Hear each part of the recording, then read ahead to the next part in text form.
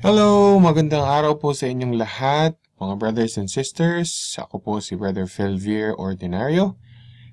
At bago po sa lahat, gusto ko pong humingi ng paumanhin sa inyo ngayong gabi ngayong araw ako po ay nasa ibang lugar. Hindi ko po kayo makakasama physically ngayon pero I will be there in spirit.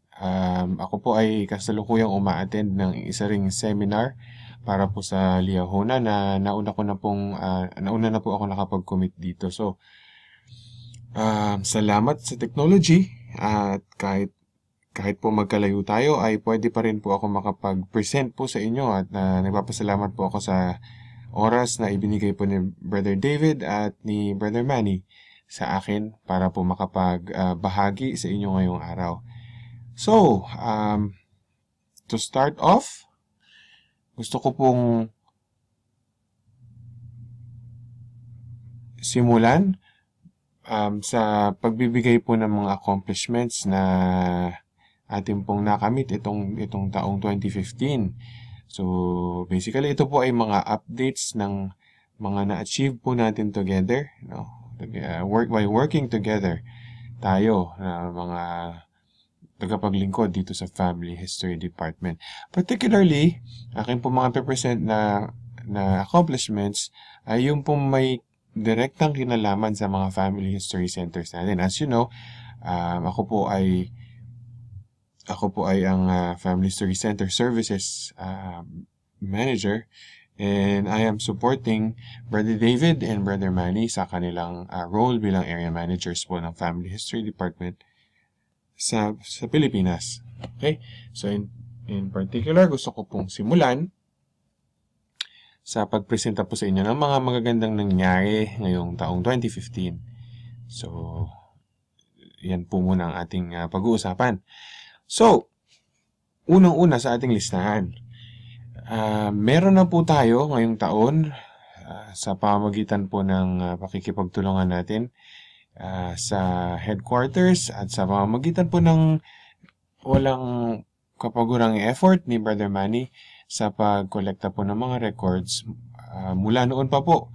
Ngayon po, as we speak today, meron na pong 8.4 million index records for the Philippines, from the Philippines, for the Philippines, sa familysearch.org.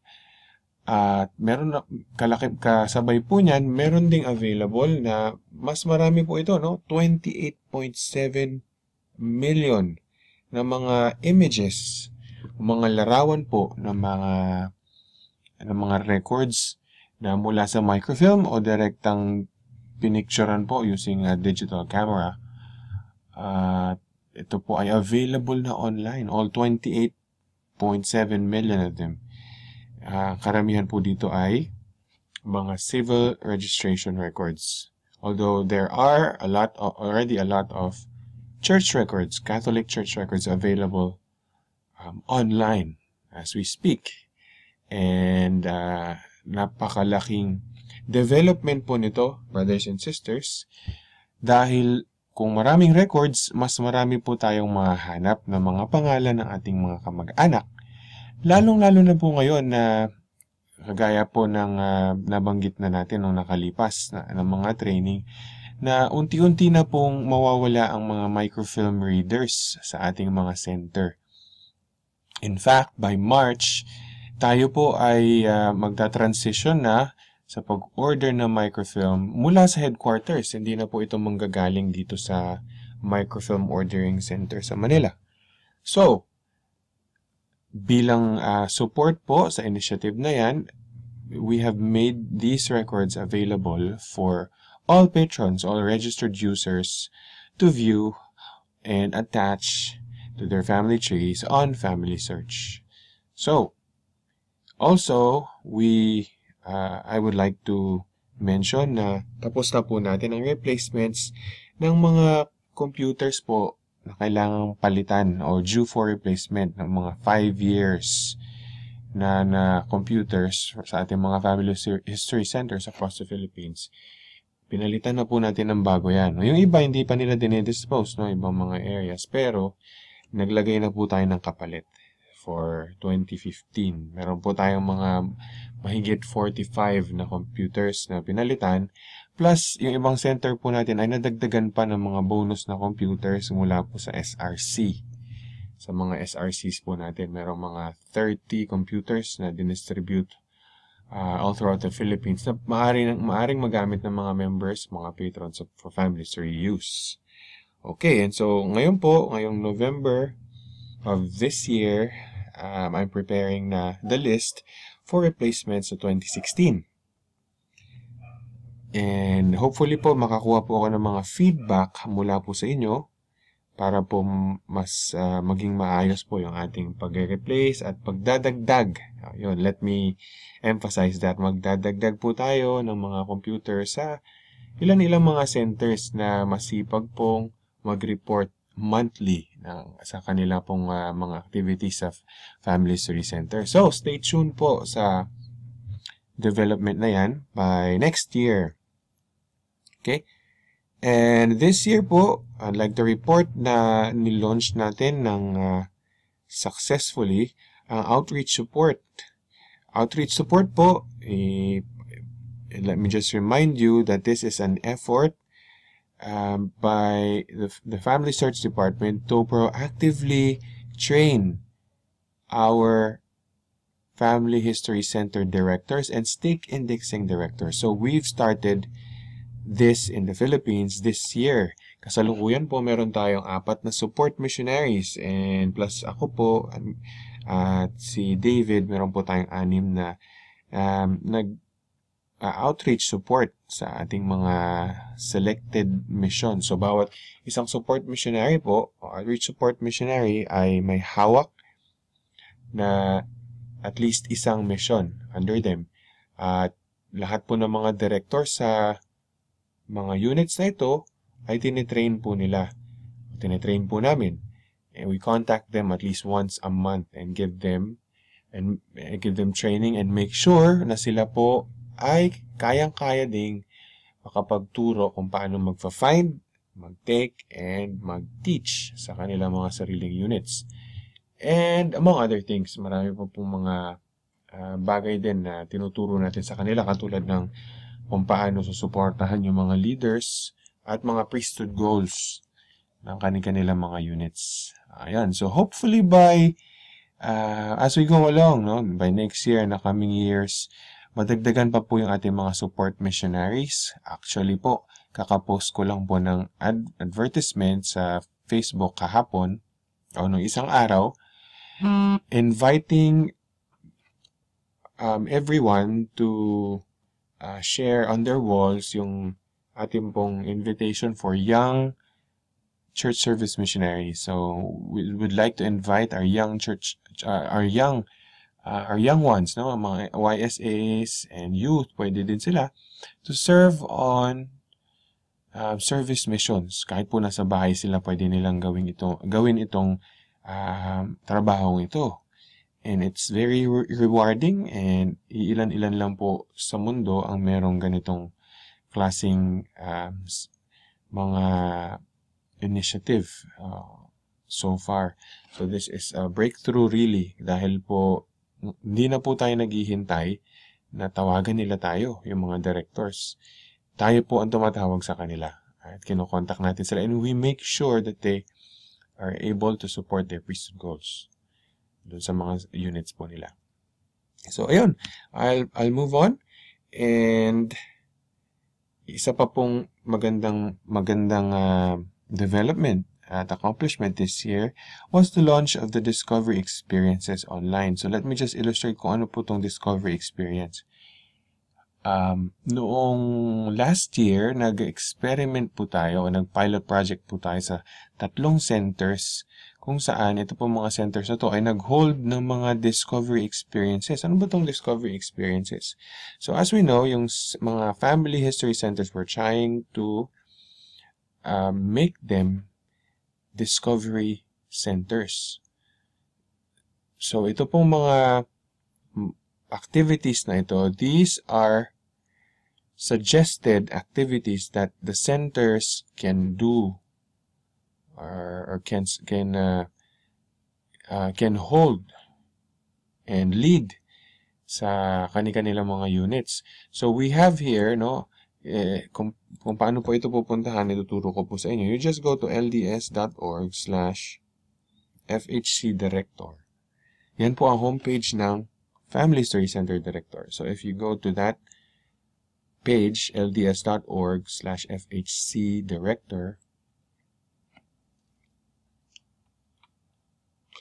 ayan po, meron po dito sa bandang baba na link papunta sa Discovery Experiences. So, yun po yung gusto nating puntahan. Yung Discovery Experiences lists down 24 activities that have been tested and proven in various parts of the world to be effective in promoting find, take, and teach experiences among patrons, among families in particular. So, for example, no, ito pong binuksan natin, kung gusto nating i-promote ang find, take, teach sa ating mga units gamit ang Family History Center, pwede po tayong mamili ng isang activity dito.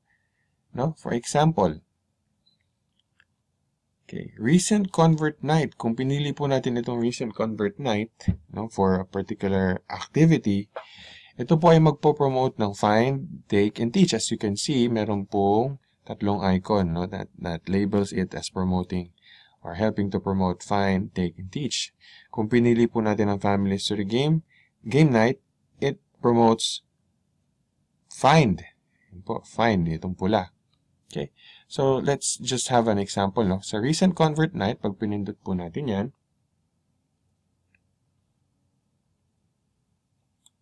okay, nandito po sa page na ito ay kung sino po ang audience natin. Recent Converts to the Church. Anong objective ng activity na ito? Ano po ang mga mechanics at pwede natin gawin to start this activity? Meron din pong download activity PDF. Yan. Sa iba pong mga sa ibang mga discovery experiences, meron pa pong mga videos and other materials, other links, for example, to other websites that would help you hold these activities. So, yun po, isa sa mga magandang bagay po na na-launch ito para po sa ating mga directors. So, first time po itong nangyari sa Pilipinas na meron na po tayong ganito kaganda mga resources sa Family History Center, so Family History Center directors. So, balik po ako dun sa ating presentation. Alright, yun po yung Discovery Experiences Online. So, meron na po kayong maire-refer sa mga directors na makakausap po ninyo na mga bagay na pwede nilang gawin. Hindi lang puro research, puro scanning ng mga photos. Marami pa po silang pwedeng gawin. They can be creative with the help of these Discovery Experiences Online. Alright, so for other accomplishments, meron po tayong sidebar help na lumabas at lumalabas po sa mga profiles natin sa familysearch.org. Hindi pa po ito na-roll out sa lahat, pero unti-unti na po. Ano po itong sidebar help? Within Family Tree, meron na po kayong makikita na sa gilid po ng screen niyo na lumalabas ng mga hints o tips kung ano po ang gagawin dun sa particular na page na yon. Ganon din sa record hints, sa temple. So, nasa gilid na po kaagad lumalabas yung tulong. Ibig sabihin po nito, we are bringing help where the patrons need it, when they need it. And also, this year, I'd like to mention, nilabas po yung 110-year rule na tumutulong po sa ating linisin at i-keep po ang integrity ng ating mga family trees. Hindi na po basta-basta makakapag-perform ng ordinance yung mga members na kung sino-sino lang. Kailangan magpaalam sila, kailangan mag-fill out sila ng form. So, it adds another level of security and also dinadagdagan po nito yung step para lang po maging metikuloso yung mga members sa paggawa ng kanilang family tree at mga ordinances. Okay, this is a big effort. Over 100 missionaries po ang tumatanggap ng mga cases o yung mga request po, permission request na sinasubmit natin. And they entertain 1,000 cases a day at the average. At ang average turnaround time daw po ay 24 hours. Kung nag-submit ka ng request ngayon, within 24 hours, pwede mo nang balikan yung name na yon kung na-fill outan mo ng tama yung form, mape-perform mo yung ordinance, papayagan ka ng family search without any problems. Okay, so isa din po yan sa mga na-launch this year. And I'd like to mention yung Temple President's Seminar na hinold din sa headquarters. Ito po ay involved po dito ay over 100 employees from Family Search. Tinulungan po nila yung mga temple presidents na makahanap o maka-find ng mga names using familysearch.org and the new tools that we have in familysearch.org. Sabi po nila, out of all of the temple presidents, only 4 of them weren't able to find a name to take to the temple. Kasi nga po, yung 4 na yon nagawa na ng mga kamag-anak nila lahat at punong-punong-puno na po yung kanilang family trees. Pero sa dinami-dami po ng temple presidents, lahat sila were able to, except 4, were able to find a name to take to the temple. So that's just one experience na binigay ng headquarters sa mga temple presidents to give them an idea kung paano po tayo, paano ng mga helpers din, napakadali lang na matutulungan yung mga patrons na makahanap ng mga pangalan for temple ordinance submission. Okay, and other things that are coming very soon, no? This is very, very exciting. So, ngayon po na halos libre na po ang Facebook sa mga naka-smartphone. So, sino po sa inyo dito naka-smartphone? Taas ang kamay. Okay. Marami din po sa inyo naka-smartphone. Nakikita ko kayo. Okay. Kung kayo po ay naka-smartphone at meron kayong access sa Facebook, more or less po, nowadays, makukuha nyo siya ng libre. So, meron po tayong sinuggest sa headquarters na tingnan at yun po ay ang posibilidad na maikarga ang family search sa Facebook. Ngayon po kasi yung Facebook nag-launch sila ng tinatawag na internet.org. Kung isi-search po ninyo yan sa YouTube, maintindihan nyo po ito kung ano po itong internet.org. It's a project by Facebook wherein binibigay po ang mga selected websites, no, that collaborate with them. You can access certain websites for free, no, using Facebook data. So, ang idea po is to make a lighter version ng family search at ikarga ito sa Facebook. Thereby, kung ma-achieve natin yon, Facebook or family search will be available to all members who have smartphones, even if they don't have a data subscription. Kung wala silang internet po sa phone, no, wala silang load na internet, okay lang. Ma-access pa rin po nila ito kung na-access nila yung Facebook for free. So, napakagandang development po nito kasi we are counter-attacking the adversary. Kung nasaan siya ngayon, na alam natin, nasa social media din siya, dapat iparamdam din natin yung presence natin. Doon, kung nasaan ang ating mga youth, mga YSAs, oras-oras o araw-araw, nandyan sila sa Facebook. So, we will be making our presence felt sa social media. And this is very exciting po for me. We are currently testing this dito sa Pilipinas. And stay tuned po for more details very soon. Also, more Catholic Church records on familysearch.org. Hindi po Facebook, sorry. So ang coming soon po ay ang pag-upload natin ng lahat ng microfilms na meron tayo, hopefully will be available. Lalo na yung mga Catholic Church records, which are the older records na kailangan natin for deeper, research. Ito po ay gagawin nating available coming soon sa familysearch.org. Ayan. So, stay tuned lang po, brothers and sisters. Let us give hope sa ating mga members na itong mga bagay na ito ay coming really, really soon. Okay, now I'd like to talk about transitions. Napaka-importante po, brothers and sisters, na maintindihan natin that we are in a paradigm shift. No, I've been talking about this in all of my trainings with you po, the previous seminars that we've had. So now we will talk more about what transitions are happening sa family history. In particular po sa mga family history centers at sa mga resources po that are available in our centers. So this is also by Elder Anderson. No? He gave a talk about this sa aming pong division sa Family Search and Patron and Partner Services Division. So, sabi niya, we are coming from a mindset na kapag inisip natin yung family history, we think of blessings for the dead.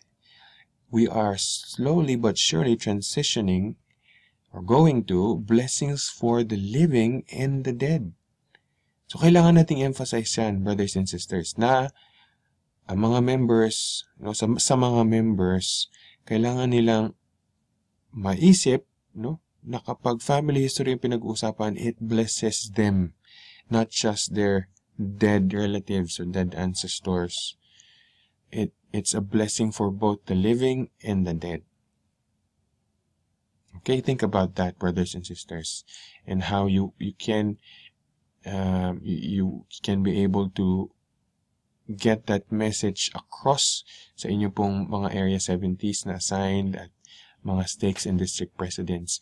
Paano po natin ma-emphasize itong blessings for the dead coming from blessings for the dead to blessings for living in the dead? We want to make more people excited to go to the temple and bringing their ancestors' names plays a key role doon sa excitement na yon. Pwede silang magkaroon, and that's the whole point nung Share the Joy Challenge po na sinimulan natin. When members feel the joy of finding one of their ancestors' names on family search, their coming to the temple becomes more fulfilling. It becomes something you do now with more purpose. So it blesses them, and it blesses their loved ones who are dead, whom they are doing the ordinances for. Okay, we are also transitioning, coming from individual activity. So when we think of family history, it's an individual activity. In a family, meron lang isang family history historian or genealogist, and the rest are spectators. But we are slowly but surely going to family activities. Now, when we think of family history, we want the members to think it's fun. It's a family thing. It's a family activity. Bigyan ko po kayo ng isang example how I apply this in my own family. Yung anak ko po na 7-year-old, some of you might have seen his picture, which I posted on Facebook several weeks ago. Nag-i-index po siya. Marunong na siyang mag-index. And I'm very proud of him. And yung nagkusang loob po yun na lumapit siya sa akin asking, na sabi niya, tatay, pwede mo ba akong turuan mag-index? So I taught him. And now, marunong na siyang mag-index at nag-i-index siya regularly. At meron siyang goal to finish about 200 records this year. So, yun, it's a family thing. Hindi lang ako po ang genealogist sa family. Yung anak ko na rin na si Elijah.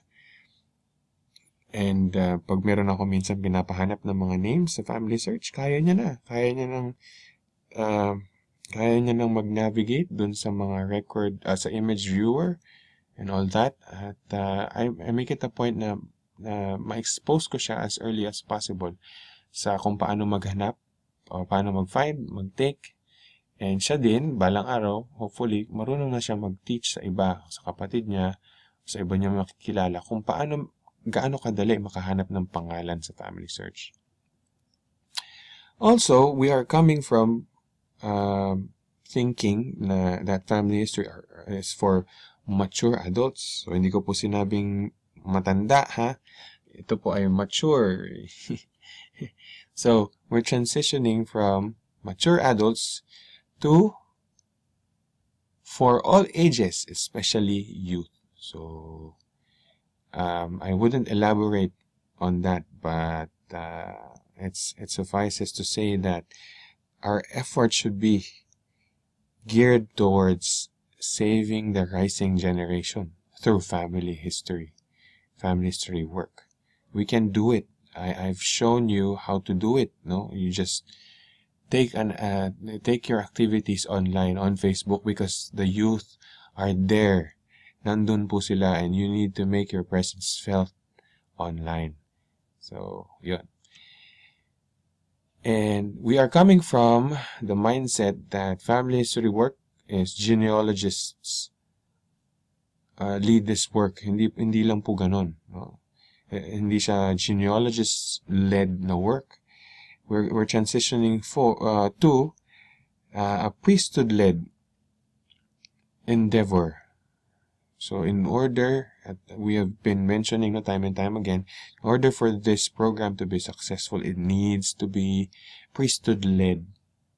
The priesthood should lead this program. We should be able, you as area advice should be able to inspire and help the priesthood leaders lead this work. How do you do that? By giving them experience, by giving them a good experience that will enable them to inspire others. I'll talk more about that later po. Okay, we are also coming from 4 generations lang or direct line, no, yung My Family booklet na binigay sa atin. So we are slowly transitioning to expanded family views, descendancy views. If you've never heard about those types of views on family tree, nako, marami po kayong namimiss, no? Kung mga members po ay nakapag-fill out na ng 4 generations nila, it's time to level up.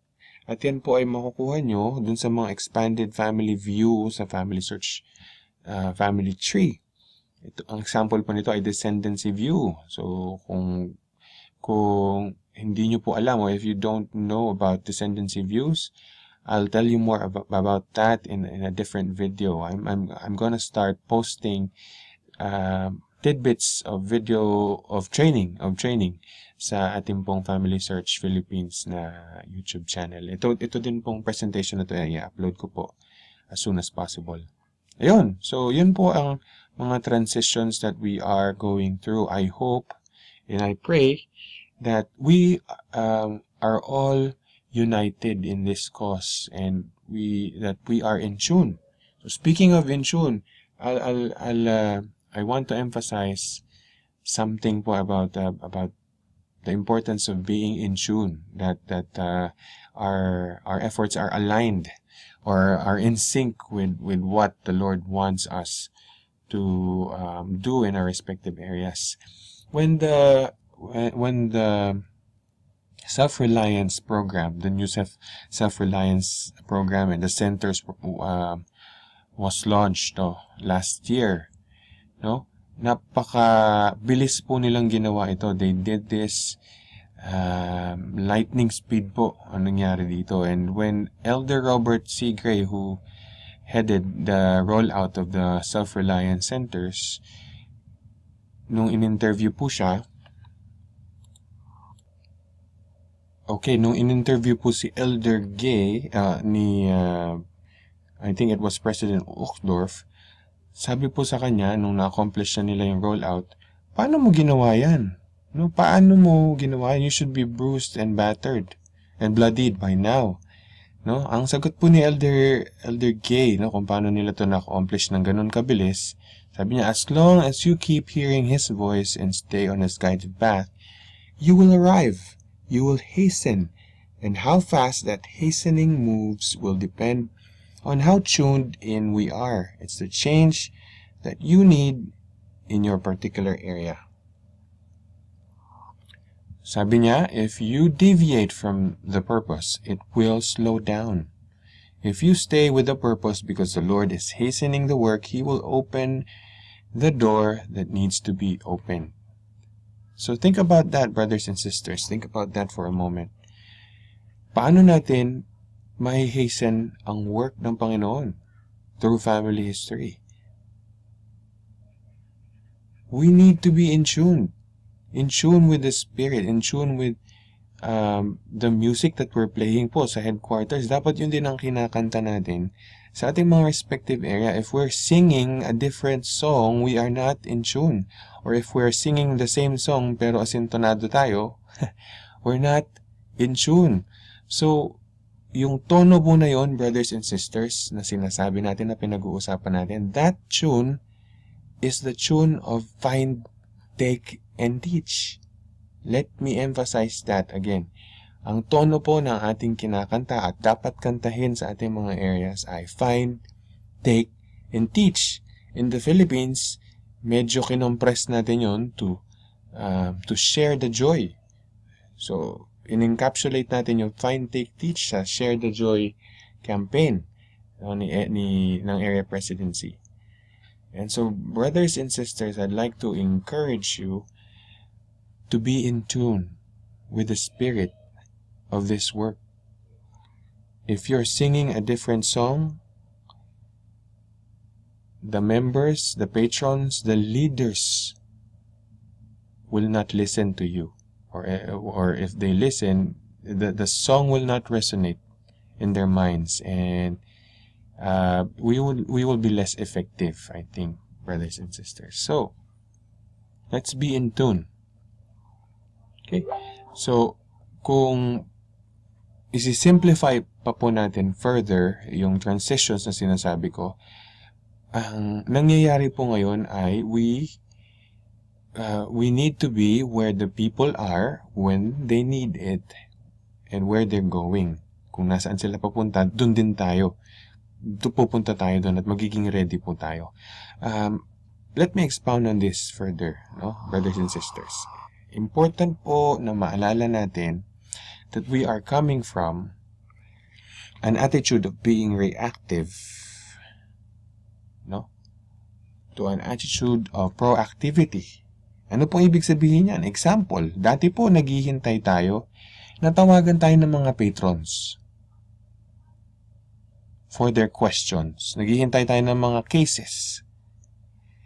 Ngayon po, with the outreach support, tayo po ay nagiging proactive. Kino-contact natin sila bago pa nila tayo kontakin at tinuturuan natin sila to contact us, how to contact us. And these are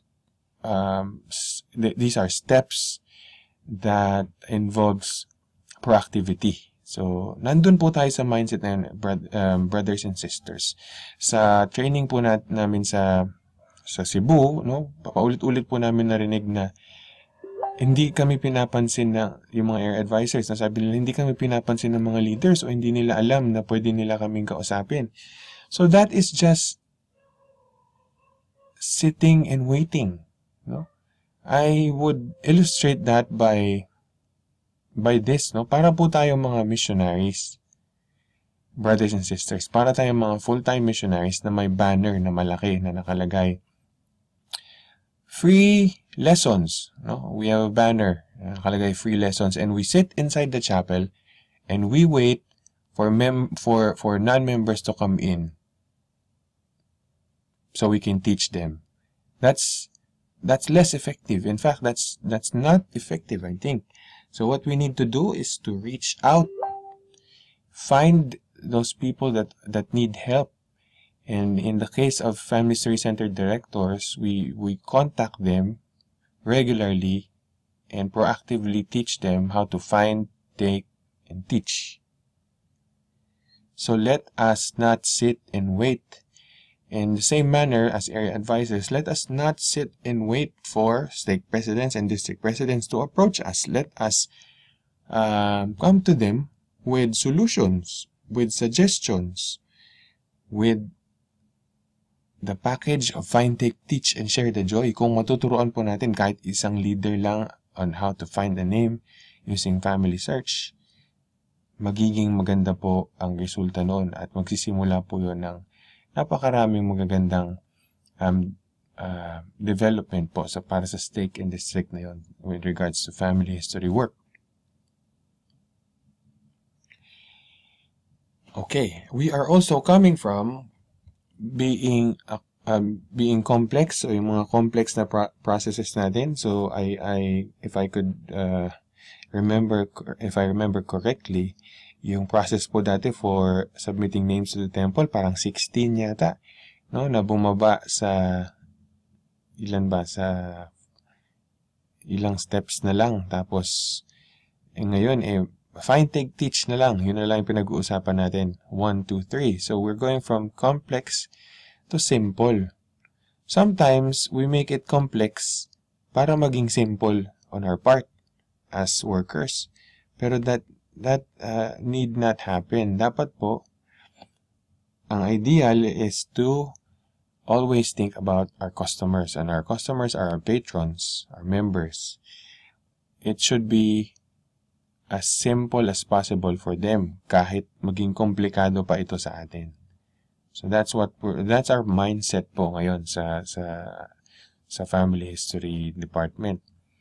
Also, we're coming from a mindset that when we interact with people or interact with leaders, no, in your case, that ang mindset natin is we are helping them, just helping them. Tutulungan natin sila. That needs to change. We are going to engage and retain them. We need sustainable progress. Hindi lang po mga one-time na training tapos uwi na, tapos next year ulit, the same training ulit. We need to leave them fired up but also able to teach others to do the same, to also find and take. So, we need to make sure that we engage them. Pag binitawan po natin sila, what needs to happen is they have enough motivation and drive to research on their own kung paano yan, para makahanap po ng mga pangalan at madala po sa temple. We need to be able to retain them as well. Paano natin sila makikeep na nagpa-family history work ng patuloy.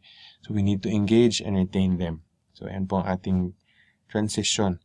And we need to transition as well from doing it all by ourselves, no, in family history work ng ating family, into a collaborative effort. So ito po, we are not particularly sa family, I'm sorry. We're talking about collaboration. When we say collaborate, bigyan ko rin po kayo ng isang solid na example sa mga family history center directors. When I talk to them, I tell them, go out and talk to auxiliary leaders. Since you support the priesthood goals, you go to the auxiliary leaders and ask them kung anong goals nila and offer them family history work as a resource. Di ba po, bilang mga area advisors, yun yung theme at pamagat ng inyong handbook, no? Family history as a resource. And that is what we need to do. And I'm expecting that David, Manny, and the team na kasama nyo po today will be giving you workshops and actual po na role plays para po ma-illustrate po ito that we need to collaborate. They need to feel that we are partners and that we are there to help them. Kung pagkakita pa lang po nila sa atin, ang isip na nila ay kukulitin lang ako nito, tapos na po ang usapan. Hindi na natin na-achieve yung gusto natin ma-achieve. What needs to happen is pag nakikita nila tayo, ang iniisip nila, uy, matutulungan ako nito, salamat pumunta ka. No, salamat pumunta ka, Brother Nukum. Salamat pumunta ka dito, Brother Papa. Turuan mo nga ako. So, and also, Collaboration means working not just with auxiliaries, but working with you're supposed to be partners then, like especially the Area 70s and the stake presidents. You work with them one-on-one. Kung wala pa silang find and take experience, you give them the experience of being able to find the name. So Elder Papa and others among you, si Brother Papa and the Mejias could probably give you example kung paano po nakakatulong talaga kapag yung leader mismo yung binibigyan nyo ng experience na makahanap ng name. Okay? So this is collaboration and we can never do it alone. The more heads, the better. So ito po yung mga transitions na nangyayari. And this is how we all can be in tune with the changes that are happening, the developments that are coming, even coming very soon. So, kailangan po maging proactive tayo. Kailangan maging simple ang ating presentations. Simple enough na maiintindihan ng bata. No? Kanina lang may nakapag-comment sa akin na isang Family Study Center director. Nung ni-refer ko siya sa isang area advisor, sabi niya, sorry brother, pero napakarami pong sinasabi kasi ni brother and sister so-and-so na hindi naman na pumapasok sa isip ko. Isa lang naman yung gusto ko matutunan, paano makakahanap ng bagong record sa family search. So nalungkot po ako nung narinig ko yun because that's a reality. And I don't hold it against you po kung ganun din yung nangyayari sa mga areas nyo. That just means there's room for improvement. Ibig sabihin nun, we need to be simple in our dealings with our leaders and the helpers po sa mga family study centers. We need to be simple and concise, direct to the point. Find, take, teach lang and share the joy. Yun lang po ang ma-achieve ninyo. Success na po yun, brothers and sisters, and the rest will be easy kapag naintindihan nila yung basic. We need to engage and retain, and we need to collaborate. So, I hope matandaan po natin yan, elders and sisters. So, let me just leave you with 3 pointers po na gusto ko pong hingin sa inyo as a request from me para po makatulong din kayo sa efforts na pagandahin ng ating mga family study centers at ang mga resources po na available sa family study centers. Unang-una, please promote Share the Joy. Ilan lang po sa inyo ang merong Share the Joy photos sa Family Search Philippines. So I encourage you, kung hindi nyo pa po alam kung paano, talk to Elder Papa, talk to Sister Mejia and Brother Mejia, talk to Elder Nukom, kung paano po gagawin yung Share the Joy. It's very easy and it should get the ball rolling doon sa mga stakes and districts that are under you. So, it's an area campaign. Madali lang po itong i-campaign. Dahil sabi ng area. Pag sinabi ng area, sa kanila, uy, ano yan? Sige, gawin natin. Okay? So, second, we need constant communication. I know yung twice a year na training is not enough. I'm going to suggest to David and Manny na gawin natin mas madalas yung training kahit po remote training na ganito or mag-upload kami ng mga video sa YouTube na pwede nyo pong panoorin over and over again.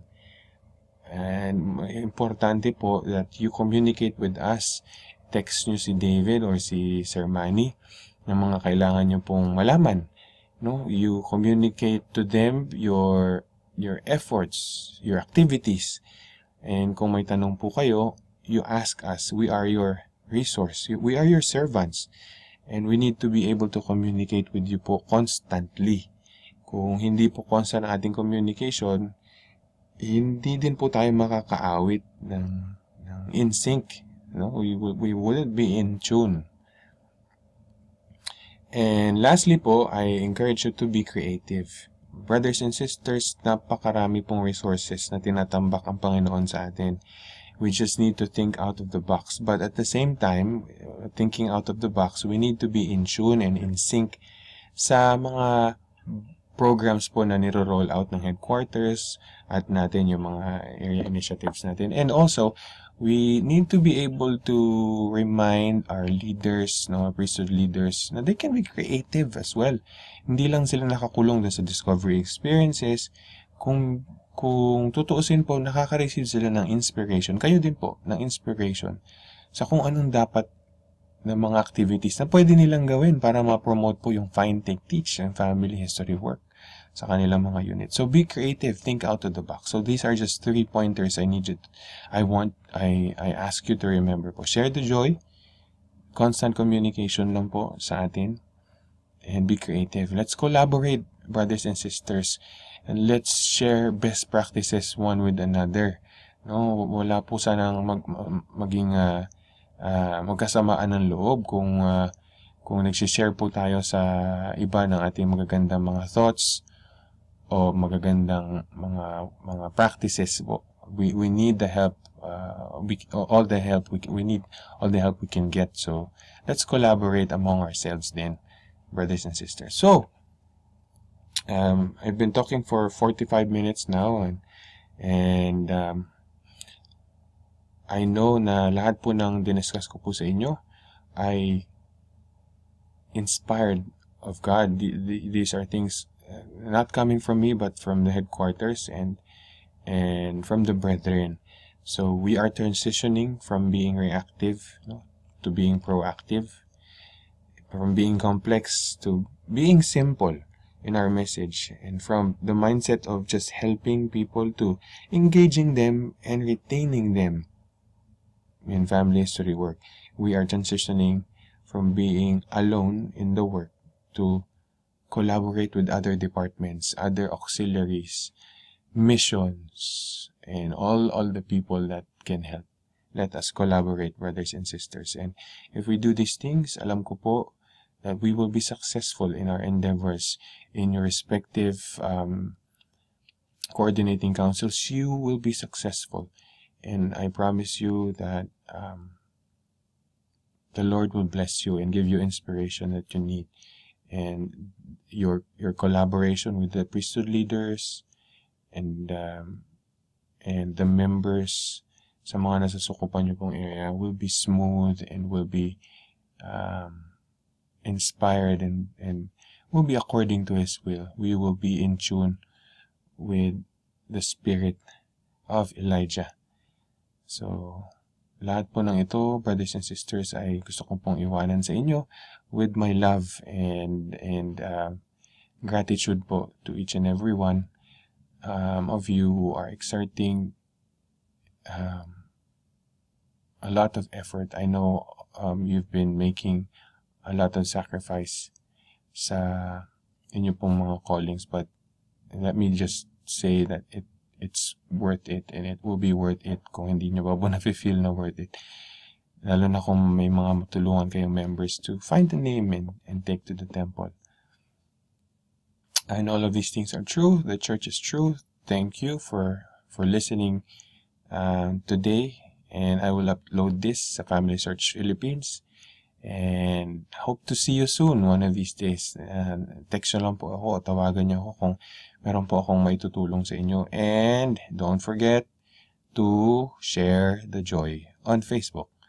In the name of Jesus Christ, Amen.